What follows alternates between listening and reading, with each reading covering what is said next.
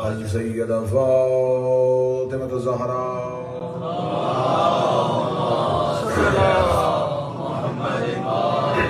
ولعن الله تعالى على أعدائهم أجمعين. أما بعد فقد قال حق سبحانه تعالى في كتابه المجيد وفرقان الحميد وهو أصدق الصادقين وقوله الحق. بسم الله الرحمن الرحيم. ذكر فإن الذكر تنفع المؤمنين وما خلقت الجن والإنس إلا ليعبدون. بلندر صلوات.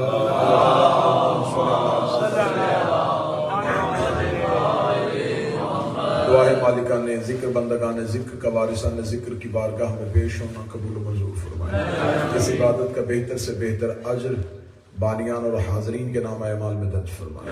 بانیان کے جتنے مرحومین، حاضرین کے جتنے مرحومین، شہدائے ملت جعفریہ، اس ذکر کی عزت کا صدقہ تمام کے درجات میں اضافہ فرمائے. جو بیمار ہیں خالق خاک شفا کا واسطہ انہیں صحت عطا فرمائے. جو مومنین زیارات کے اور کربلا کے سفر کے متمنی ہیں، میرا مالک ان کی تڑپ کو جلد از جلد پایہ تکمیل تک پہنچائے.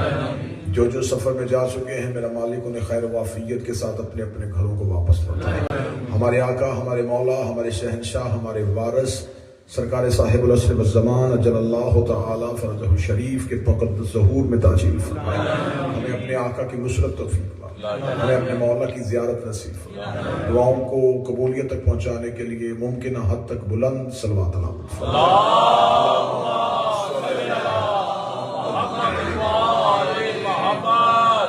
اجازت ہے ذکر شروع کیا جائے. میں نے آپ کے سامنے اللہ کے قرآن سے آیہ کریمہ تلاوت کی، جس میں خداوند متعال سورہ ذاریات میں ارشاد فرما رہا ہے ذکر فإن الذکر تنفع المؤمنین. ذکر کرو کیونکہ یہ ذکر میرا ذکر ہے. تنفع المؤمنین، اور اس میں مومنین کے لیے سوائے فائدے کے کچھ نہیں. خداوند متعال قرآن میں حکم دے رہا ہے ذکر کرو، اور یہ نہیں بتا رہا کہ کس چیز کا ذکر کرو. خدا کا طرز تکلم ہے، خدا کا گفتگو کا اسلوب ہے. جب وہ کسی عبادت کی طرف رغبت دلواتا ہے تو عبادت کا نام لیتا ہے. جس نماز پڑھوانی تھی تو اس نے آقیمو کہہ کے خاموش نہیں ہوا، آقیمو الصلاۃ کہا. زکوٰۃ کو حکم دینا تھا تو اس نے آتوا الزکوٰۃ کہا. حج کا حکم دینا تھا تو اس نے حج للناس کہا. جہاد کا حکم دینا تھا اس نے جاہدوا فی سبیل اللہ کہا. یہاں خدا نے ذکر کہا ہے، آگے کسی عبادت کا نام نہیں لیا. ذکر کرو، اس کے بعد اس نے کہا کیونکہ یہ میرا ذکر ہے. تنفع المؤمنین، اس میں مومنین کے لیے سوائے فائدے کے کچھ بھی نہیں ہے، فائدہ ہی فائدہ ہے. اب اللہ نے کہہ دیا ہے ذکر کرو، اس کا مطلب ہے ذکر کے آگے اگر کوئی عبادت نہیں آئی تو یہ ذکر خود ایک عبادت ہے جس کی طرف اللہ اشارہ کر رہا ہے. میں نے قرآن سے پوچھا کہ قرآن خدا نے یہ کہا ذکر کرو، یہ نہیں بتایا تسبیح کرو، سجدہ کرو، قیام کرو، رکوع کرو. خدا نے ذکر کہا ہے، آگے کچھ نہیں بتایا. تو بتا تیرے دامن میں کیا کوئی ذکر نام کی عبادت ہے؟ قرآن کی آیت میں سر اٹھا کر فَاسْأَلُوا أَهْلَ الذِّكْرِ، سوال کرو اہل ذکر سے.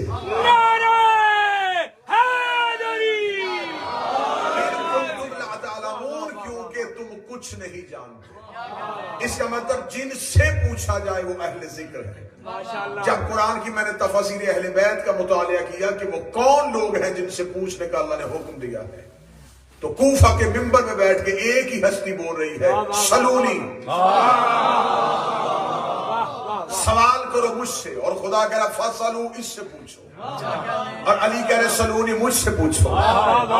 اس کا مطلب ہے جس ذکر سے مراد ہے وہ ذکر ہے علی اور علی کی اولاد. خدا نے کہا ذکر کرو کیونکہ اس میں مومنین کے لیے فائدہ ہے. تفسیر عیاسی، ایک بندے نے چھٹے امام سے پوچھا مولا یہ اللہ جس ذکر کے لیے حکم دے رہا ہے وہ ذکر کون سا ہے؟ فرمایا جس نے میرے جد حسین کی عزاداری کی.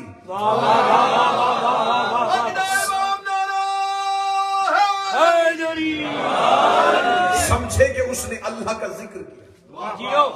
اس کا مطلب ہے کہ امام کے فرمان کے عین مطابق نتیجہ یہ نکلا کہ حسین کی مجلس ذکر اللہ ہے. ذکر اللہ کو عبادت کہتے ہیں.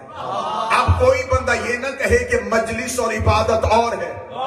مجلس بھی عبادت ہے، عبادت بھی عبادت ہے، نماز عبادت ہے، مجلس بھی عبادت ہے۔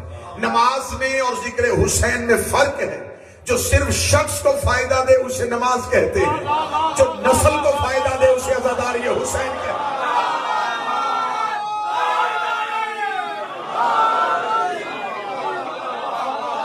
کبھی بھی زندگی میں عبادت کو عبادت سے نہ ٹکرانا۔ میں نے آج تک کبھی کسی مولوی کو یہ کہتے ہوئے نہیں سنا کہ بتاؤ نماز بڑی عبادت ہے، روزہ بڑی عبادت ہے، زکوٰۃ بڑی عبادت ہے۔ جہاں تم عبادتوں کا آپس میں تقابل نہیں کرتے تو تمہیں کسی نے حق نہیں دیا ہے کہ تم ذکر حسین کا کسی نماز سے تقابل کرو۔ تم عبادت کے ساتھ عزاداری کا تقابل کرو۔ عبادت اور ہے، عزاداری شبیر اور ہے۔ عبادت اللہ کو منانے کا نام ہے، عزاداری حسین کی رضا کا نام ہے۔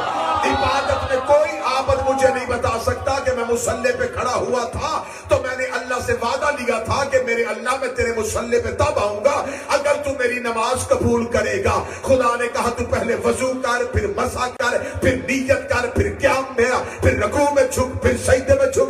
جب تیری نماز ختم ہوگی پھر میں اپنی ربوبیت سے فیصلہ کروں گا تیری نماز کی نیت ٹھیک تھی، تیرے اندر خلوص تھا، تیرے اندر خضوع تھا، تیرے اندر خشوع تھا، تیری عبادت میں ریاکاری تو نہیں تھی، تیری عبادت میں کوئی بڑا پن تو نہیں تھا، تیری عبادت میں کوئی تکبر تو نہیں تھا۔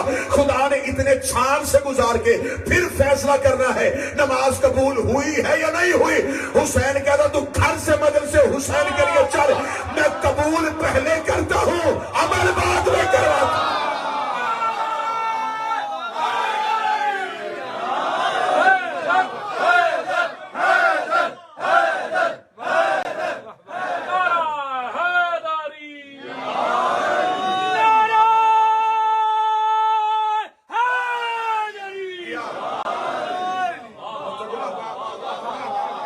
عبادت کی جاتی ہے پروردگار کو راضی کرنے کے لیے۔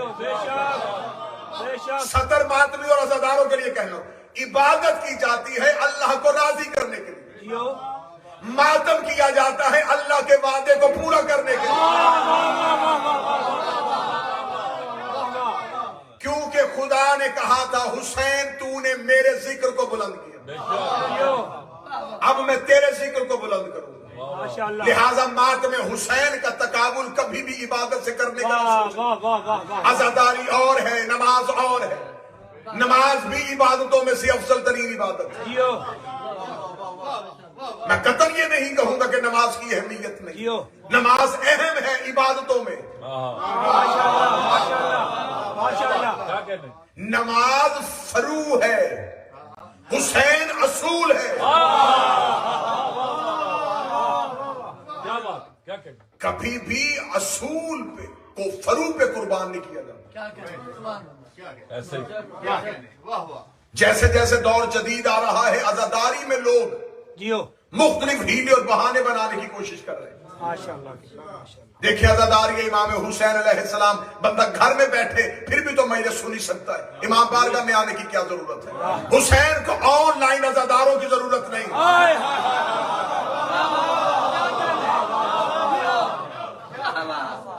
جی ہم گھر میں بیٹھ کے مجلس سن رہے تھے، امام بارگاہ میں آنے کی کیا ضرورت ہے؟ تو پھر خدا کو مشورہ دے، میرے اللہ گھر میں نماز پڑھ لیتے ہیں، مسجد میں آنے کی کیا ضرورت ہے؟ جب نماز کا حکم آتا ہے پھر کہتے مسجد میں آیا کرو، گھر میں پڑھو تو اور ہوتی ہے، مسجد میں پڑھو تو اور ہوتی ہے، مسجد نبوی میں پڑھو تو اور ہوتی ہے، خانہ کعبہ میں پڑھو تو اور ہوتی ہے۔ نماز اللہ ہی کی ہوتی ہے، لیکن جگہوں کے ساتھ جا کے نماز کی فضیلت بڑھ جاتی ہے۔ مجلس گھر میں سنو تو اور ہوتی ہے، عزا خانے میں آؤ تو اور ہوتی ہے، جلوس میں چلے جاؤ تو اور ہوتی ہے، ماتم ایک ہاتھ سے کرو تو اور ہوتا ہے، حلقے میں کھڑے ہو کے کرو تو اور ہوتا ہے، شمشیر کا ماتم باہر کھڑے ہو کے دیکھو تو اور ہوتا ہے، قمیض اتار کے حلقے میں آؤ تو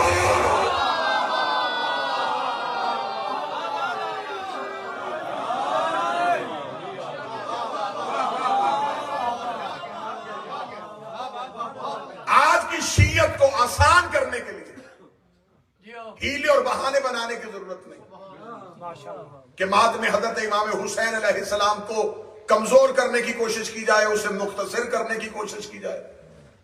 دیکھیں جی دل میں بھی تو حسین ہے، تو نماز دل میں پڑھ کے دیکھ۔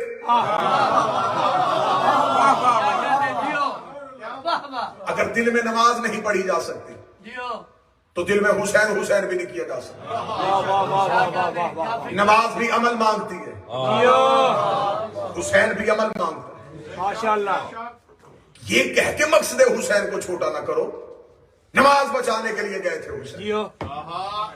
اتنا چھوٹا مقصد نہیں تھا شبیر کا. اب مجھے دیکھنا ہے کہ کتنے بندے جاگ رہے. نماز اسی دن بچ گئی تھی جس دن پشت پہ آ کے بیٹھ گیا. اور کتنا بچنا تھا نماز, اور کتنی سانسیں چاہیے تھی نماز. بچ گئی تھی نماز جب پشت پہ حسین آ گیا. یہ تحفظ نماز کے لیے آیا تھا, یہ بقائے نماز کے لیے آیا تھا. نماز بچ چکی تھی. ماشاءاللہ ماشاءاللہ. حسین کربلا میں نماز ہی بچانے نہیں آئے, نماز بھی بچانے آئے. جو اہل زبان بیٹھے یہاں حضرت کی بچائیے. نماز ہی نہیں بچی, نماز بھی بچی. نماز بھی بچی. صرف نماز نہیں, مقصد حسین بڑا تھا. کربلا کے مقصد کو چھوٹا نہ کرو.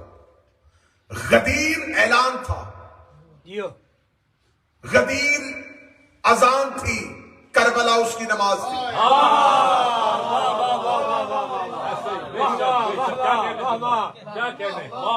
جب بھی غدیر کہا جاتا ہے تو غدیر کے ساتھ کیا کہا جاتا ہے؟ واقعہ غدیر, اعلان غدیر. اعلان غدیر.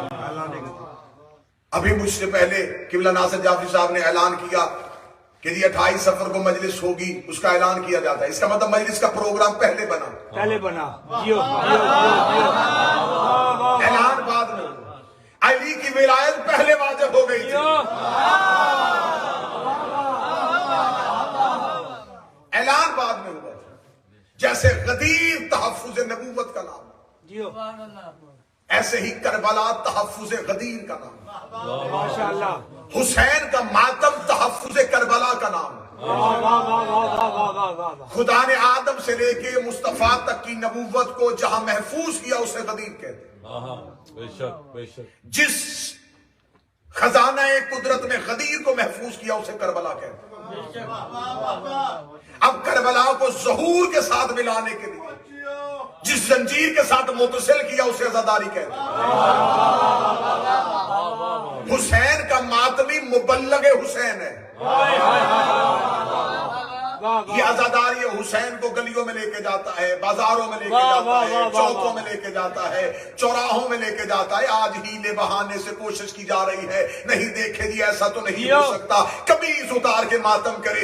یہ کہاں لکھا ہے؟ تو مجھے قمیض پہن کے حج کر کے دکھا, میں تجھے قمیض پہن کے ماتم کر کے بعد میں دکھاؤں گا. اگر اللہ کی عبادات میں وہاں پہ کیوں کیا کیسے نہیں چلتا؟ جب تو نے حج کیا تھا تب تجھے غیرت کیوں نہیں آئی تھی؟ تب تو نے پروردگار سے کیوں نہیں کہا تھا؟ یہاں تو جب ماتمی ماتم کرتے ہیں تو صرف مرد کھڑے ہوتے ہیں. جب تو حج میں جا کے قمیض اتارتا ہے, عورتیں بھی ساتھ طواف کر رہی ہوتی ہے, عورت تیری محرم بھی نہیں ہوتی, عورت کسی ملک کی ہوتی ہے, مرد کسی ملک کا ہوتا ہے. جب پوچھا گیا وہاں یہ کیوں ہوا تھا, کہتے وہ تو اللہ کی عبادت تھی. عبادت میں تو ہوش ہی نہیں ہوتی. جس نے کعبہ بنایا تھا وہاں تجھے ہوش نہیں ہوتی, تو جس نے کعبہ بچایا تھا.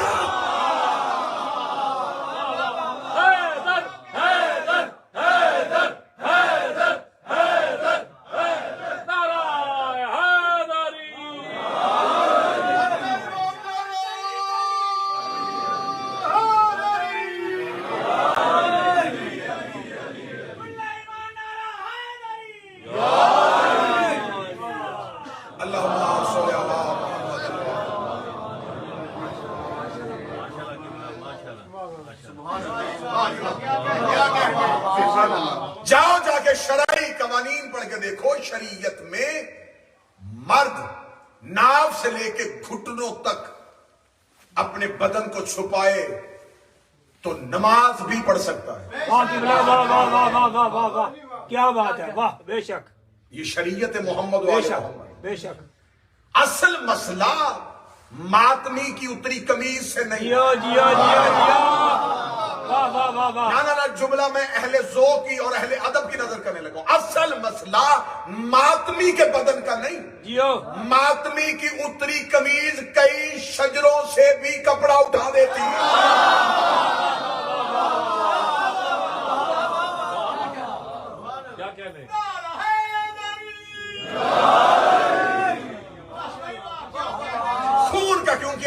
پہ زنجیر سے نہیں ہے، یہاں لہو کا پرسہ۔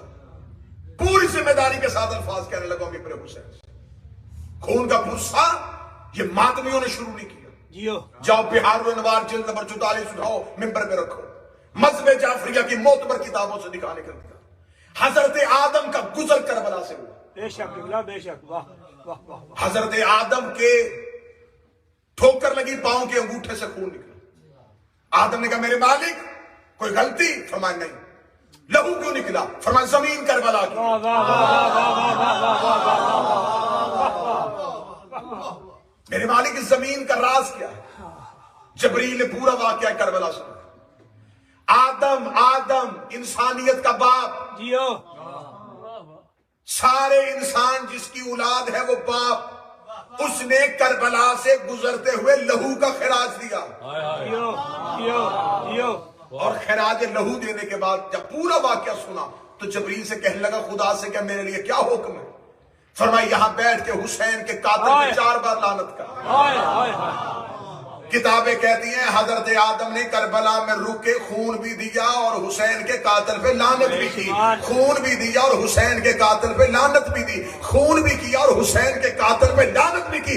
اب جو بھی آدم کا بیٹا ہے اسے چاہیے پھر اب باپ کا رہے۔ آدم نے لہو بھی دیا تھا اور حسین کے قاتل پہ لعنت بھی کی۔ صرف حضرت آدم نہیں، صرف حضرت آدم نے۔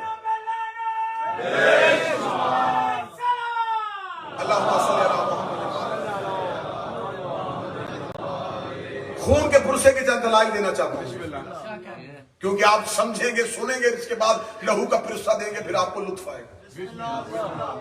صرف حضرت آدم نہیں، حضرت آدم کے بعد حضرت نوح سفینہ لے کے جا رہے تھے اور سفینے میں آل محمد کے نام لکھے، جہاں اس میں حسین لکھا تھا جیو وہاں سے لہو کے قطرے گر رہے تھے۔ جناب نوح نے پوچھا میرے مالک یہ کون سی جگہ ہے؟ فرمایا جہاں جا کے تیری کشتی رکے گی۔ نوح کی کشتی آ کے رکی، نوح کشتی سے اترے، کربلا کی زمین پہ اترے، نوح کے پاؤں پہ کانٹا لگا، لہو نکلا۔ میرے مالک جگہ؟ فرمایا کربلا۔ واہ واہ واہ۔ اور جناب نوح کا نام نوح نہیں تھا، نام عبد الغفار تھا۔ جیو بے شک۔ نوح نام پڑا تھا نوحہ پڑھنے کی وجہ سے۔ گلیوں میں نوحہ پڑھتے تھے، قوم پتھر مارتی تھی۔ پتھر مارنا کافروں کی عادت، جیو جیو جیو۔ نوحے پڑھنا نبیوں کی سنت۔ نوح کا نام ہی نوحہ پڑھنے والا۔ اتنی قوم پتھر مارتی کہ نوح کا بدن پتھروں میں چھپ جاتا، اور قرآن کہتا ہے اللہ آسمان سے قطار در قطار ملائکہ کو اتارتا، ملائکہ اپنے پروں کے ساتھ پتھروں کو ہٹاتے، زخمی اللہ کے نبی پہ نظر پڑتی، سر سے لے کے پاؤں تک پورے کا پورا بدن اللہ کے نبی کا زخمی ہوا ہوتا۔ فرشتے اپنے پر نوح کے زخموں کو لگا دیتے، فرشتوں کے پر نوح کے زخموں کو لکھتے، تفاسیریں کہتی نوح کے زخم ٹھیک ہو جاتے، فرشتہ پر لگاتا نوح کا زخم ٹھیک ہو جاتا، فرشتہ پر لگاتا نبی کا زخم ٹھیک ہو جاتا۔ ابھی تک جس بندے نے سر ہلایا اور زبان کو ذکر کے لیے مجبور نہیں کیا، فرشتہ پر لگاتا اور نبی کا زخم ٹھیک ہو جاتا۔ اتنا فرق ہوتا ہے نبیوں میں اور حسین میں، جہاں فرشتے کا پر لگے اور فرشتے کو شفا ملے اسے نبی کہتے ہیں، اور جہاں فرشتے کے پر کو شفا ملے اسے حسین ابن علی کہتے ہیں۔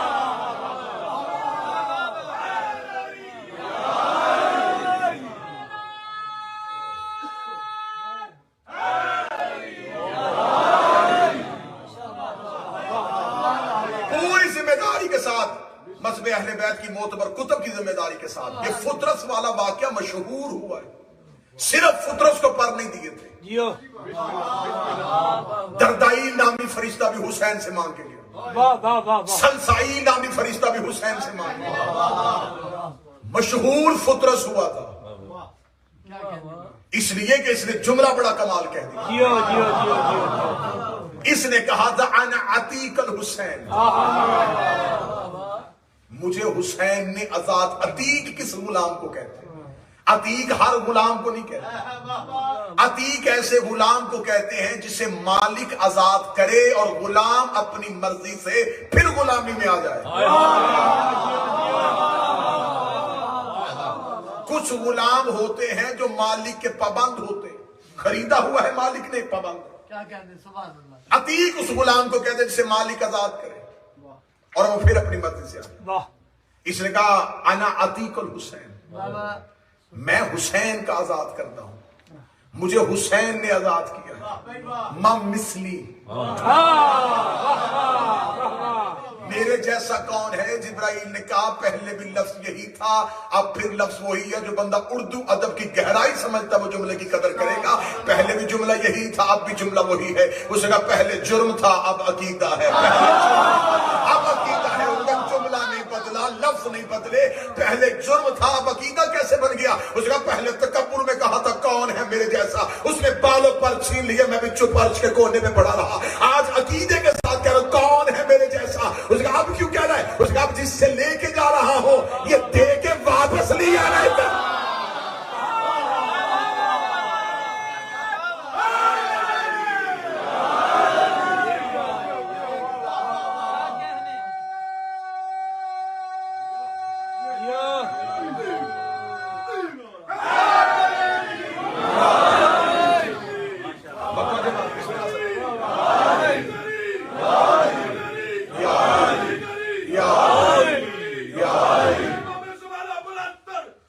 اللہم صلی علی محمد. حضرت ابراہیم کربلا سے گزرے، بسم اللہ. گھوڑے کو ٹھوکر لگی، ابراہیم پیشانی کے بل گئے، پیشانی سے لہو ہے. میرے اللہ کوئی ترک اولا؟ فرمایا نہیں، زمین کربلا کی. حسین کا دادا بھی کربلا سے گزرے. ابراہیم جد ہے حسین کی، حسین کی جد بھی کربلا سے گزرے تو حسین کو پرسہ دینا پڑتا. ابراہیم کو خلیل کہا جاتا ہے. سارے جو بھی مفسر قرآن کی تفسیر لکھتا وہ کہتا لقد صدقت الرؤیا، ابراہیم نے خواب دیکھا اسے سچا کر دیا. یہ کیوں نہیں بتاتے کہ خواب میں کیا دیکھا؟ ہر بندہ کہتا ہے ابراہیم نے خواب دیکھا، ابراہیم نے خواب دیکھا. خواب میں دیکھا کیا تھا؟ ابراہیم کو خواب میں واقعہ کربلا دکھایا.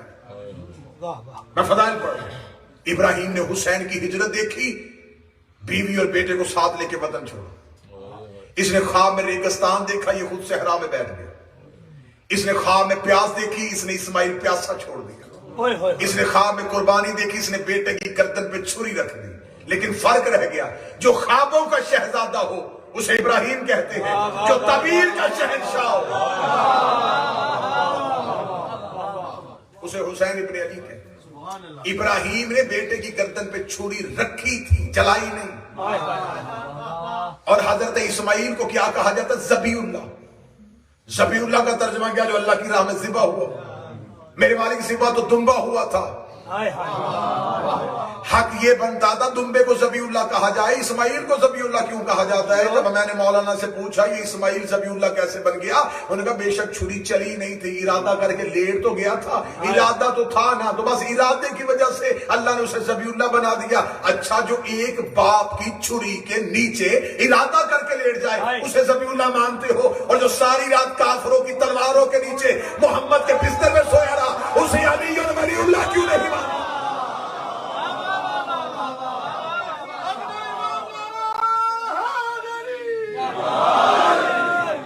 اسماعیل کے سامنے ایک چھری تھی، علی کے سامنے 40 تلواریں تھیں.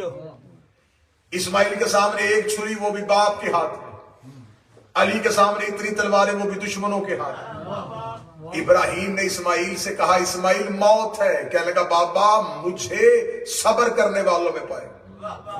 اب میں لفظ کہنے لگا. رسول نے کہا یا علی میرے بستر پہ موت ہے. فرمایا چلے جائیں، مجھے شکر کرنے والوں میں پائے.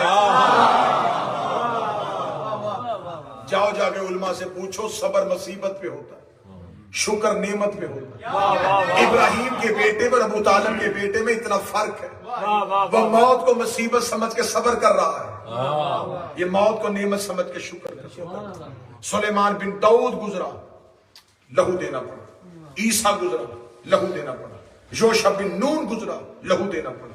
موسیٰ گزرا، لہو دینا پڑا. حتیٰ کہ جنگ صفین سے علی پلٹے تو علی کو بھی کربلا میں اپنے بدن کا لہو دینا پڑا.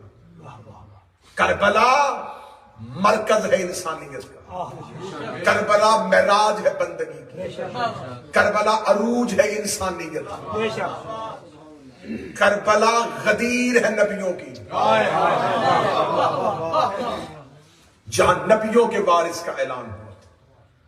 کبھی بھی زندگی میں یہ نہ سوچنا کہ لہو کا پرسہ دیں گے تو لہو کے پرسہ دینے کی دلیل نہیں ہے، ہزاروں دلائل ہیں جس نے حسین کے عشق میں لہو دیا۔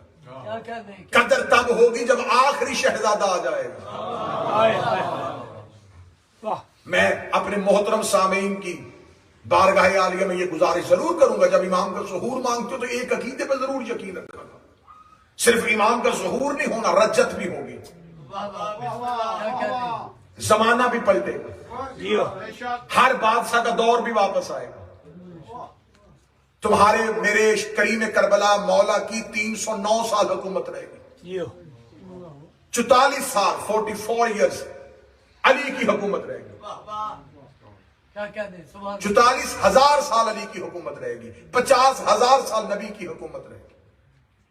آج دنیا میں مختلف قسم کے ملک ہے نا، کوئی چھوٹا کوئی بڑا، جب میرا 12واں آئے گا تو دنیا کو 313 برابر حصوں میں تقسیم کرے گا۔ یہ جو آپ کو کہا جاتا ہے نا 313 سپاہی، یہ صرف 313 کی تعداد نہیں، 313 ان صوبوں کے جو دنیا کو تقسیم کرے گا ان کے گورنروں کا نام ہے۔ جمعے کو ظہور ہوگا، شب جمعہ بیت المعمور میں 4 نورانی ممبر لگے، اور کتب غیبت کہتی ہیں مذہب جعفریہ کی جتنی معتبر غیبت کی کتب ہے، غیبت نعمانی ہو، غیبت توسی ہو، کمال الدین و تمام النعمہ ہو، بہار الانوار ہو، ساری کتابوں میں جہاں غیبت کا تذکرہ وہاں لکھا۔ میرے بادشاہ کا ظہور ہوگا جمعہ اور عاشور کا دن، جب میرے شہنشاہ کا ظہور، دن کسی کو نہیں پتا، دن غیبت میں جیسے امام غیبت میں۔ مذہب جعفریہ کی معتبر کتابوں میں مفاتیح الجنان دعاؤں کی کتاب ہے، مفاتیح الجنان و باقیات الصالحات، ہر شیعہ گھر میں پڑھی ہوئی، اس میں جا کے پڑھیے گا، اس میں ایک درود ہے، درود توسی، جو میرے شہنشاہ 12ویں آقا کے نام پہ درود ہے۔ اس درود کا آغاز کہاں سے؟ السلام علیکہ یا صاحب الدعوت النبویہ وصولت الحیدریہ والعصمت الفاطمیہ والحلم الحسنیہ والشجاعت الحسینیہ۔ اب کوشش کیجئے گا کہ موضوع کو خشک نہ ہونے دیجیے، میں بہت کمال نتائج آپ کی اذہان کو ہدیہ کرنے لگا۔ صاحب الدعوت النبویہ، اے وہ مولا جو نبی کی طرح دعوت دے گا۔ اس ایک لفظ پہ رک جایا جائے نا تو اس ایک لفظ پہ بڑا عرفان ہے، رسول کی طرح دعوت دینے والا۔ رسول نے دعوت کن کو دی تھی؟ مکہ کے اور عرب کے ان لوگوں کو جن کو دین کا پتہ ہی نہیں، ان کے لیے نبی کا لایا ہوا دین بالکل نیا تھا۔ بالکل ہوش سے جملہ سنیے گا، جب میرا شہنشاہ آئے گا لوگوں کے لیے دین بالکل نیا ہوگا۔ اصل دین اتنے پردوں میں چھپ چکا ہوگا کہ لوگ کہیں گے یہ کون سا دین آج؟ اتنا نیا دین ہوگا کہ لوگوں کو اس دین کی خبر ہی نہیں ہوگی، اصل دین اتنا چھپا دیا گیا ہوگا۔ امام دعوت دیں گے نبی کی طرح، میں نے بڑی آسان کتاب کا حوالہ دیا، درود توسی اٹھا کے دیکھ لیں، اے نبی کی طرح دعوت دینے والے، جس کی سہولت علی جیسی ہے، جس کی عصمت سیدہ جیسی ہے، معصوم رسول بھی ہے، معصوم علی بھی ہے، معصوم مولا حسن بھی ہے، معصوم کریم کربلا بھی ہے۔ عصمت علویہ نہیں کہا، عصمت حسنیہ نہیں کہا، عصمت محمدیہ نہیں کہا، عصمت حسینیہ نہیں کہا۔ اس بات کو میں کھولوں گا تو بات زیادہ لمبی ہو جائے گی، اگلے جملے میں جنہیں میرے مالک نے معرفت عطا کی ہوگی وہ اسی جملے میں سمجھ جائیں گے۔ رسول کے پاس عصمت تھی، لیکن رسول کی عصمت بھی تھی، علی کی عصمت بھی تھی، لیکن رسول سے یہودی بھی سلام کر لیتے تھے، عیسائی بھی مسافہ کر لیتے تھے، محمد کا یہودی بھی چہرہ دیکھ لیتے تھے، علی کو عیسائی بھی دیکھ لیتے تھے۔ زہرا کی عصمت وہ ہے جسے سوائے غیر معصوم کو معصوم کے علاوہ کسی نے دیکھا ہی نہیں ہوگا۔ میرے 12ویں کی عصمت ہے دادی زہرا والی، جیسے اسے سوائے معصوم کے کسی نے نہ دیکھا نہ چھوا، نہ اسے کسی غیر معصوم نے دیکھا نہ چھوا۔ جس کی عصمت سیدہ، جس کی سولت علی جیسا، جس کا حلم حسن جیسا، جس کی شجاعت حسین جیسی، جس کا سجدہ سجاد جیسا، جس کا حلم باقر جیسا، جس کا صدق جعفر جیسا، جس کا غیظ قاسم جیسا، جس کی رضا رضا جیسی، جس کی تقاوت تقی جیسی، جس کی نکاوت نکی جیسی، جس کی ہیبت عسکری جیسی، جس کی غیبت اللہ جیسی۔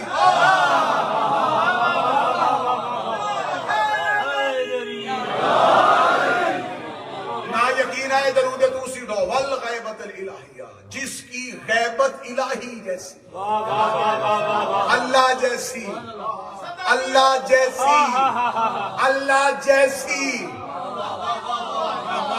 کان پک گئے ہمارے سن سن کے، اللہ جیسا کوئی نہیں۔ والغیبت الالہیہ، جس کی غیبت اللہ جیسی۔ ہر کسی کی توحید ناقص ہو سکتی، ہماری نہیں ناقص۔ کوئی ہم سے پوچھے تمہارا اللہ ہے تو نظر کیوں نہیں آتا، ہم کہتے ہمارا تو ایک امام بھی ایسا ہے جو نظر نہیں آتا۔ میرے شہنشاہ کا ظہور جمعہ عاشور ہوگا، میں لہو کے پرسے کا اثر دکھانے لگا اور رجت سے دکھانے لگا کہ جو آج ماتمی ماتم کرتے تمہیں بڑے اعتراض سننے کو ملیں گے، تمہیں بڑے تان و تشنیع سننے کو ملے گی، گھبرایا نہ کرو۔ اگر تمہارا حجت کے ظہور پہ یقین ہے تو اس دنیا میں جتنے الزام تانے برداشت کر سکتے ہو کرو، کسی کو جواب نہ دینا۔ عبداللہ ابن مسعود میرے مولا علی کا بوڑھا صحابی، یزید کے باپ نے اپنے دربار میں کھڑا کر کے چھڑیوں سے مروایا۔ جب پوری ہڈیاں ٹوٹ گئی تو یزید کا باپ اس کے پاس کھڑا ہو کے کہنے لگا، بتا علی کے نوکر میرے ہاتھ سے کیسے مرنا چاہتا ہے؟ زخمی عبداللہ نے سر اٹھا کے کہا، جیسے قائم کے دور میں تو میرے ہاتھ سے مرنا چاہتا ہے۔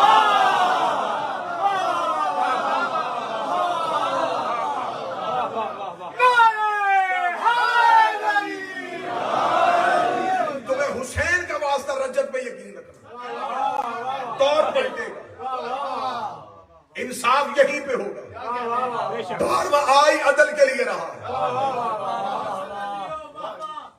یہاں حبیل کو بھی اٹھایا جائے گا، قبیل کو بھی اٹھایا جائے گا۔ حبیل سے کہا جائے گا لے قبیل سے بدلا، نوح سے کہا جائے گا ڈال بیٹے کے گریبان میں ہاتھ، ابراہیم سے کہا قتل کر نمرود کو، موسیٰ سے کہا جائے گا مار فرعون کو۔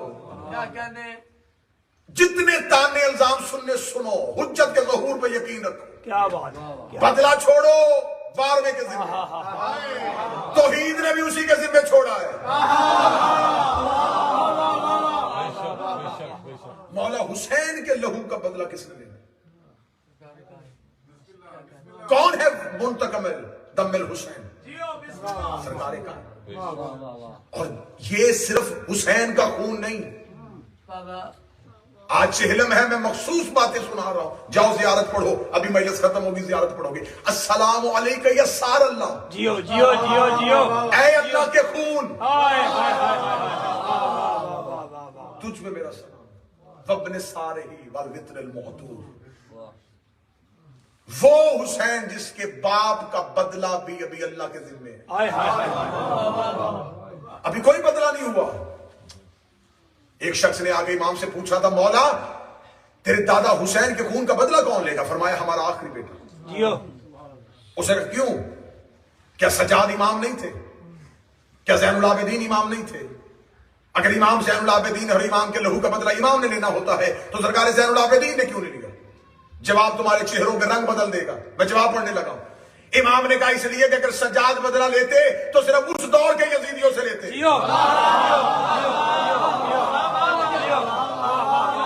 بدلہ ہے بارہویں کے ذمہ، ہر دور کے یزیدیوں سے بدلہ۔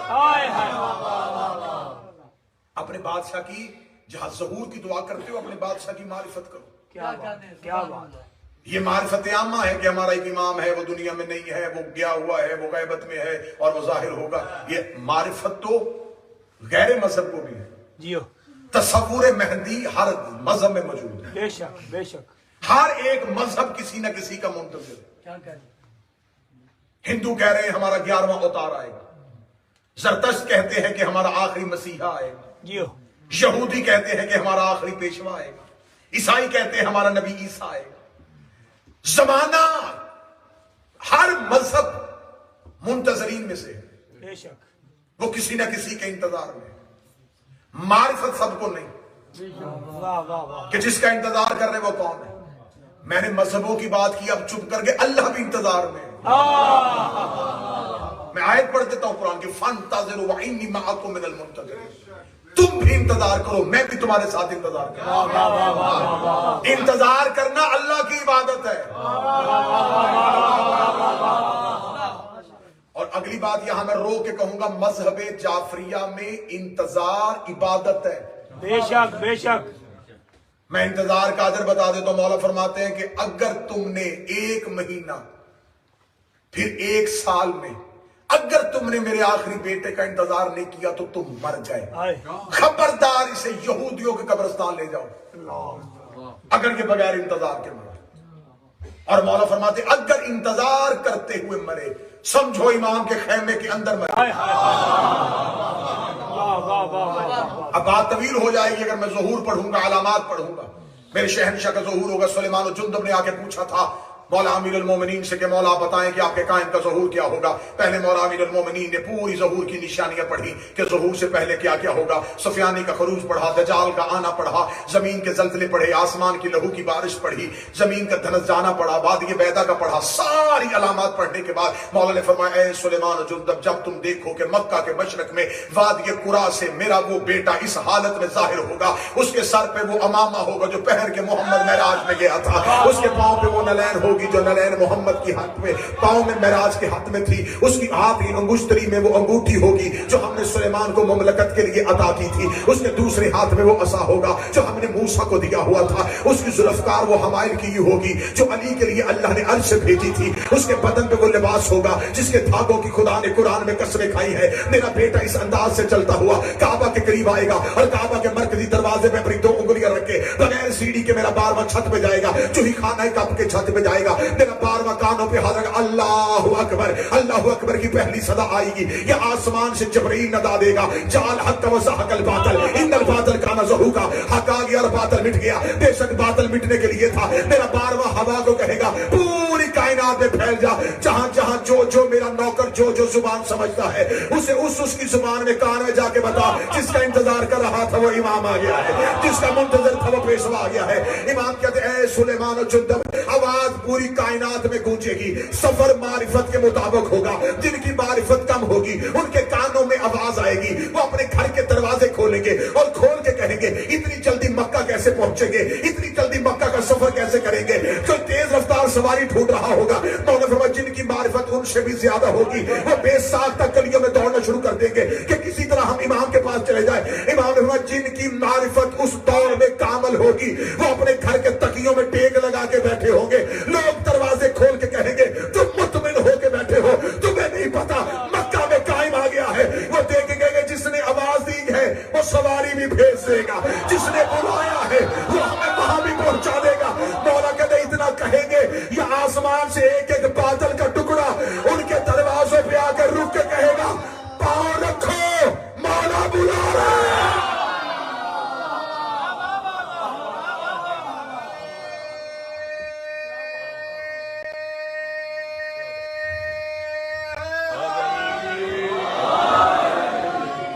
شہنشاہ اپنا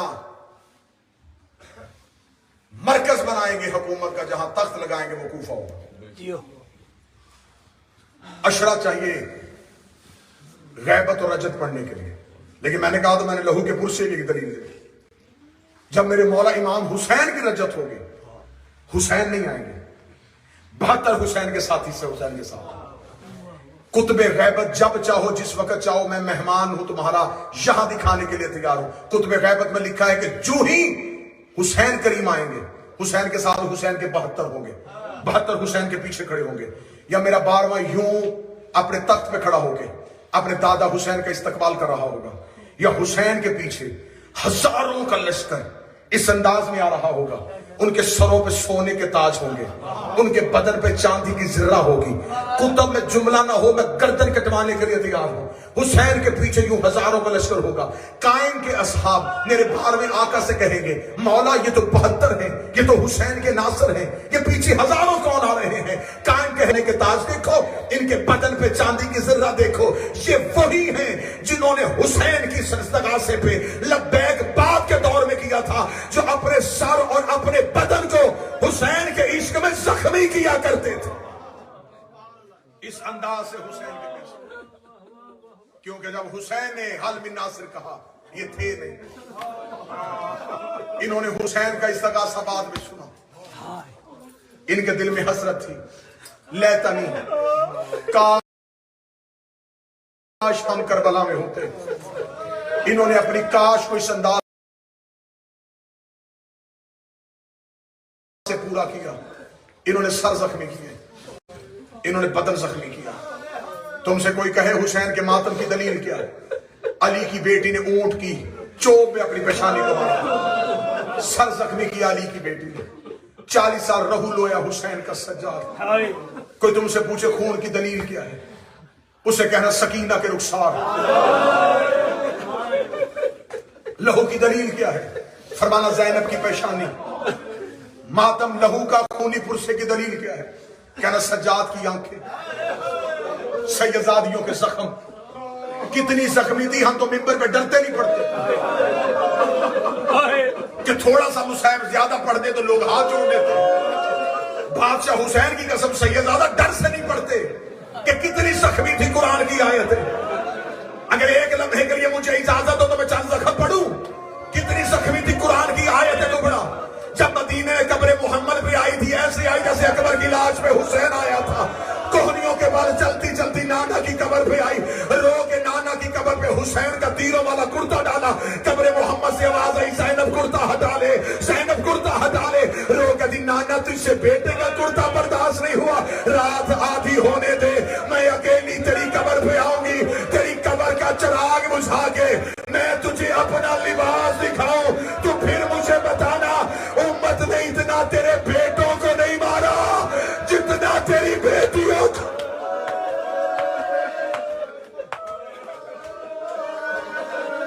अजरों को मिन अल्लाह। आज है अलविदाई पुरसा, आज रुखसत हो रही है मोहम्मद की बेटी, आज इस अज़ा खाने से जा रही है रसूल की बेटियां, जो मुहर्रम के चांद से यहां मातम करने के लिए आते रहे हो। मैं चाहूंगा कि आज मातमी चीखों के साथ अलविदा करे मोहम्मद की बेटी को। अगले साल वो रोएगा जो जिंदा रहेगा, अगले साल वो पुरसा देगा जो यहां पे मौजूद रहेगा। सादा तो गैर सदा से माफी मांगे। हसरत थी ज़ैनब की, मैं भाई का चेहलम करती। पहला चेहलम शाम में गुजर गया, अगला चेहलम आया। 3 ऊंट करबला के टीलों पे पहुंचे। हौसले के साथ मुसैब करबला के टीलों पे ऊंटों का पहुंचना था। कब्र हुसैन का पहला मुजावर जाबिर, हदीस किस्सा का रावी, हुसैन का आशिक, हुसैन का जायर। इसने ऊंटों की आवाज सुनी, इसने टीले पे खड़े होकर आवाज दी, मानम तुम कौन हो तुम? मौला सजाद की धीमे लहजे में आवाज आई, ना गरीबुल वतन, मैं परदेसी हूं। इसकी दूसरी आवाज आई, इसका मुसाफिर कहां से आ रहा है? 3 बार मौला सजाद की आवाज आई, शाम शाम शाम। इसका कहां जाने का इरादा है? सजाद की आवाज आई, मदीना। जाबर रो के कर ना जा मदीना, मदीने में अब कोई नहीं रहा। कुछ यहां सो गए, कुछ शाम चले गए। मुसाफिर, ये टीले टीले नहीं, ये जंगल जंगल नहीं, ये रेत रेत नहीं, इसमें मोहम्मद के बेटों का खून है। यहां कानून है, यहां सवारियों में सवार होकर नहीं जाता। तेरे साथ कोई सवार है? मौला सजाद की आवाज है, मेरी माँ। अगली सदर पे अल्लाह जाने कहां से कोई सैयद हाय कहेगा। जाबर देकर अपनी मां को कह सवारी से उतर। सजाद रो के कहता, यहां भी उतरे? जब कहना यहाँ भी उतरे जाबर ने कहना मेरी क्या मजाल है, मैं उतारता, मैं मजबूर हूँ, मैं तो नौकर हूँ, यहाँ एक मेरा हाकिम है, ये कानून उसका बनाया हुआ है। सजाद की आवाज है, जंगलों में किसकी हुकूमत है? कहने लगा ये जंगल नहीं, यहाँ एक जर्नैल है, नाम उसका अब्बास है। अब्बास का नाम आना था, पिछले ऊंट से अली की बेटी की चीख आई, रो के कहनी जाबर ऊंचा बता किसका हुक्म है? जाबर देख कहता बीबी अलवा वाले अब्बास का हुक्म है। रो कहती फिर ऊंचा बता किसका हुक्म है?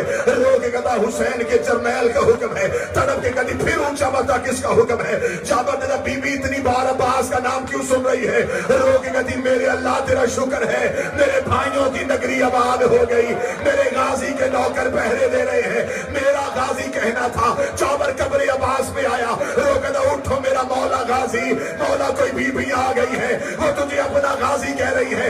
कब्र अब्बास से आवाज आई जाबर कहीं पैदल चलने का तो नहीं कहा? मौला मैंने हुक्म सुना दिया। फरमाया दौड़ के जा, बीबी से कह नौकर सलाम कह रहा। गुलाम कह रहा है कि बीबी ऊंट में बैठ के मेरी कब्र पे आ। जाबर तड़प गया, है मौला ये बीबी ज़ैनब है? हाँ जाबर ये मेरी आकाज़ादी ज़ैनब है। जाबर दौड़ा, हाथ जोड़ के था मौला सजाद से, मौला मुझे माफ कर, मुझे नहीं पता था ये अली की बेटी है। मौला बादशाह अब्बास कह रहा है अली की बेटी से कि ऊंट पे बैठ गया। अब जिसने बाद में लहू का पुरसा देना है वो बंदा मातम की तैयारी कर रहा है जुमले पे। जब कहना मेरा मौला अब्बास कह रहा है ऊंट पे बैठ गया, बीबी आलिया की आवाज आई ना जाबर हाथ ना जोड़, बहनों को भाइयों की मजावरों के कब्र बड़े अच्छे लगते हैं, जाबर तू हाथ ना जोड़। जाबर मेरी सारी जिंदगी हसरत रही, अब्बास कोई हुक्म करे मैं पूरा करूं, सारी जिंदगी कुछ भी नहीं कहा, आज पहली बार कहा भी तो पैदल चलने का कहा। अगर मैं शराबियों के बाजार में पैदल जा सकती हूँ, ये तो मेरे भाइयों की नगरी है। अली की बेटी का पहला कदम करबला में आया, लाशों ने उठना शुरू किया, कहीं से अकबर की आवाज आई अम्मा सलाम, कहीं से कासिम की आवाज आई फूफी सलाम, कहीं से असगर की आवाज आई अम्मा सलाम। बीबी किसी की कब्र पे नहीं गई, सीधी कब्र अब्बास में आई, रो गई तूने बुलाया मैं आ गई, तूने उतारा मैं उतर आई। अब एक बार कब्र से तू भी निकल और मुझे पहचान के बता, क्या मैं वही ज़ैनब हूँ जिसके दरवाजे का तू निगरा?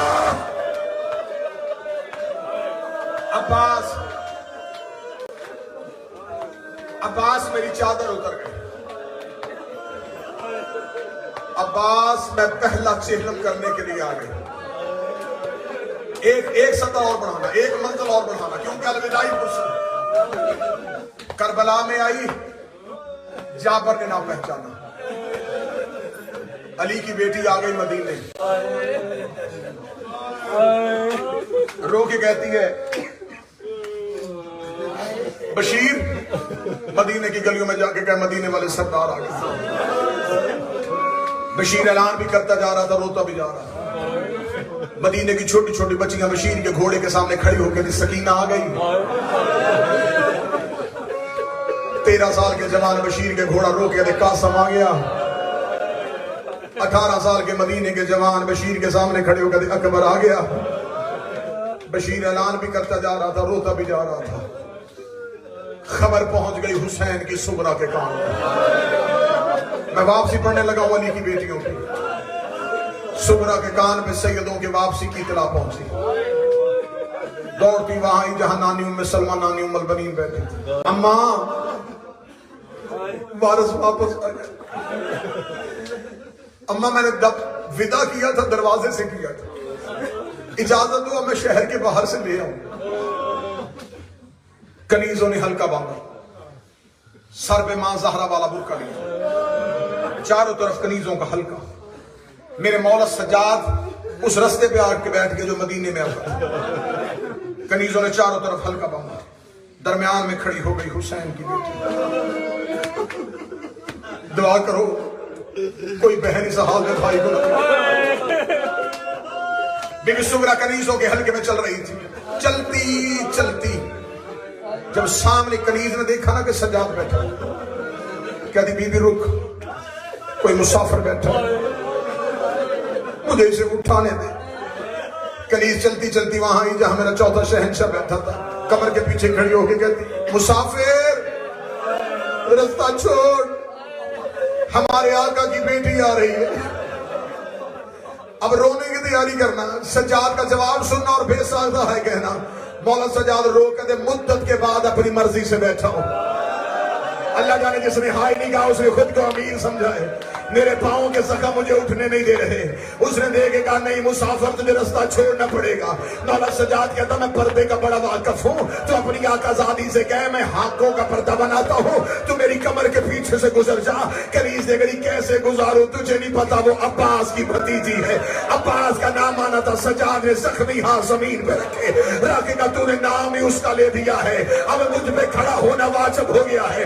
ادھر سجاد اٹھا نہیں تھا کہ سغرا کی آواز آئی کنیز کو بیٹھا رہنے دے, اس کا لہجہ میرے سجاد سے ملتا ہے. یہ بولا مجھے میرا سجاد یاد, یہ بولا مجھے میرا سجاد یاد آ گیا. اسے بیٹھا رہنے دے. سگی بہن کمر کے پیچھے سے گزر رہی تھی. تیرے اور میرے پانچویں امام نے بابے کا دامن ہلایا, رو کے بابا 11 محرم سے لے کے آج تک باقر نے کچھ نہیں مانگا. بابا مجھے اجازت دے میں جا کے بتاؤں جس سے پردہ کر کے آ گئی وہ مسافر نہیں, وہ تیرا سجاد ہے. مولا سجاد نے اجازت دی. باقر چھوٹے چھوٹے قدم چلاتا ہوا پھپھی کے قریب آیا, پھپھی کے برقعے میں ہاتھ رکھا. بی بی سغرا نے مڑ کے دیکھا, رو گئی بچے کسی چیز کی ضرورت ہے, تھوڑی دیر بعد میرے گھر آ جانا, میرے وارث واپس آئے ہیں. باقر رو گیا کچھ مانگنے نہیں آیا, مجھے پہچان میں تیرا باقر ہوں. باقر کا نام آنا تھا. بی بی سغرا نے برقعے کو ہٹایا, رو گئی تو باقر ہے تو بابا کہاں ہے؟ کہا جس سے پردہ کر کے آ گئی وہی تیرا سجاد ہے. بی بی سغرا دوڑ کے آئی, سجاد کے گلے میں باہیں ڈالی. رو گئی نہیں پوچھوں گی حسین کہاں ہے, نہیں پوچھوں گی اکبر کہاں ہے, مجھے صرف اتنا بتا تجھے جوان بھیجا تھا, تیری کمر کیوں چھٹ گئی, تیرے سر کے بال سفید کیوں ہو گئے؟ سجاد کی آواز آئی سغرا مجھے شام کی گلیاں کھا گئے. سغرا مجھے شام کے موڑ کھا گئے. سغرا مجھے مار گئی شام کی گلیاں. حوصلہ حوصلہ حوصلہ. آخری 2 منٹ پڑھنے لگا. ویسے ماتم نہیں ہوا جیسے میں کروانا چاہتا ہوں. اتنا گریا ہو کہ علی کی بیٹی راضی ہو. میں شام سے آ گیا, سجاد کو ملی. قافلہ کدھر ہے؟ پر میں وہ بیٹھی. سغرا بے ساختہ مستورات کو پہچان رہی تھی. اتنی زخمی ہو گئی تھی علی کی بہو بیٹیاں. سغرا پہچان ہی نہیں سکی میں اکبر کی ماں کون ہے, اصغر کی ماں کون ہے. ایک لمحے کے لیے ادھر دیکھو, یہ ہے شبیہ جھولا علی اصغر کا. رو کے کہتی سجاد مجھے بتا میری ماں رباب کہاں ہے. جب کہنا وہ دھوپ میں بیٹھی ہے اصغر کی ماں. سغرا ماں کے قریب گئی, اماں مجھے مل. رباب اٹھ کے کھڑی ہوئی. سغرا رباب کی چھولی کو دیکھ رہی تھی. رو کے کہتی اماں اصغر جوان ہو گیا ہے. رو گئی سغرا اصغر کربلا رہ گیا, سکینہ شام رہ گئی. میں خالی آ گئی. قاسم کی ماں, اکبر کی ماں, ساری بیبیاں ملی. بے سغرا رو کے کہتی سجاد پھپھی زینب فرمایا رسول کی قبر میں بیٹھی. آخری 1 منٹ پڑھنے لگا. قبر محمد میں گئی تھی علی کی بیٹی. نانا تیری بیٹی واپس آئی. نانا قبر سے اٹھ میرے دکھ سن. قبر محمد سے آواز ہے زینب مجھے دکھ نہ سنا. حسن کی قبر پہ آ کے حسن میں نے تیرے کفن سے تیر نکالنا تھا. حسن آج بہن کے درد کوئی نہیں سن رہا. مولا حسن کی آواز ہے مجھے نہ سنانا, میرا تو ابھی بھی لہو کفن سے بھرا ہوا. رو کے کہتی کس کو درد سناؤں. سامنے نظر پڑی ماں کی کچی قبر پہ. جو پردے میں میری بہنیں بیٹیاں سن رہی ہیں نا، بیٹی پے کے گھر آئے، باپ پوچھے تجھے تکلیف، شریف بیٹی باپ کو درد نہیں بتاتی، بھائی سر پہ پیار دے کے کہ تُونے بابے کو نہیں بتایا مجھے بتا، بہنیں بھائیوں کو تکلیف نہیں بتاتی۔ اللہ جانے ماں اور بیٹی کا کیسا رشتہ ہے، جب ماں کے گلے لگتی ہے سکھ بھول جاتے ہیں، دکھ یاد آ جاتے ہیں۔ میں آخری ودا پڑھنے لگا ہوں زینب اور زہرا کا، ماں کی قبر پہ بیٹھ کے رو کہتی اماں میں کربلا سے چلی ہوں، میں نے حسین کو دکھ نہیں سنائے، میں نے غازی کو دکھ نہیں سنائے، اماں میں نے نانے کو نہیں سنائے، اماں میں نے بابے کو نہیں سنائے، اماں زینب دکھ اپنے اندر لے کے مر جائے گی، اماں تو میری ماں ہے، تو میرے دکھ سن۔ آواز آئی زینب تسلی سے سنا، میں سننے کے لیے تیار ہوں۔ رو کے سسکیاں لے لے کے عالیہ کی آواز آئی اماں تجھے یاد ہے میں 28 رجب کو تیری قبر پہ آئی تھی، میں نے تیری قبر پہ آ کے وعدہ کیا تھا میرا کچھ بچے نہ بچے میں تیری نسل بچا کے آؤں گی۔ ہاں زینب مجھے تیرا وعدہ یاد ہے۔ رو کدی اٹھنا اماں دیکھ، وہ دیکھ تیرا سجاد بھی لے آئی ہو، وہ دیکھ تیرا باکر بھی لے آئی ہو، نہ میرا عون آیا ہے نہ میرا محمد آیا ہے۔ اماں میرے بیٹے کربلا میں قتل ہو گئے، میں تیرے بیٹے بچا کے لے آئی ہوں۔ آواز آئی زینب امامت بچانے کا شکریہ، اب جس بندے نے اٹھ کے ماتم کرنا ہے۔ رو کہتی اماں مجھ سے پوچھ تو صحیح تیرا سجاد بچانے کے لیے مجھے دینا کیا پڑا؟ آواز آئی زینب کیا دیا ہے؟ رو کہتی جب حسین گھوڑے کی زین سے گر گیا، جب عباس کے بازو کٹ گئے، جب اکبر کے سینے میں برچھی لگ گئی، 300 قاتل ہاتھوں میں نیزے لے کے خیمے میں سجاد کو مارنے کے لیے آیا۔ اماں خیمے کو آگ لگی ہوئی تھی، اماں میں چلتے ہوئے خیمے کے اندر گئی، اماں میں نے سجاد کو اپنی کمر پہ رکھا، اماں میں خیمے سے باہر نکلی، اماں 300 قاتلوں نے میرے گرد گھیرا باندھا، اماں میں کبھی دائیں دیکھ رہی تھی، میں کبھی بائیں دیکھتی تھی، اماں کوئی دائیں سے نیزہ مارتا میں دایاں پہلو آگے کر دیتی، کوئی بائیں سے نیزہ مارتا میں بایاں پہلو آگے کر دیتی، کوئی سامنے سے نیزہ مارتا میں سر آگے کر دیتی۔ سجاد بچ گیا، میرے پہلو پہ نیزے، میرے سر پہ نیزے، تیری زینب اجڑ گئی۔ ماتم حسین